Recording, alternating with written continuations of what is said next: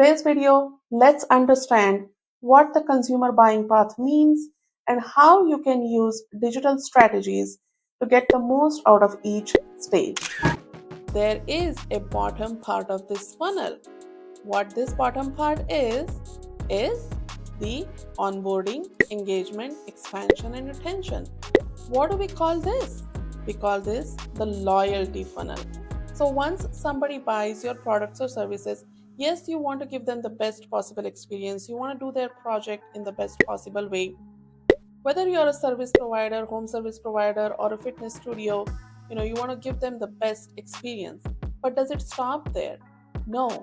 You have to create more stickiness and more repeat business with them to get the most out of your marketing dollars that you have invested with them.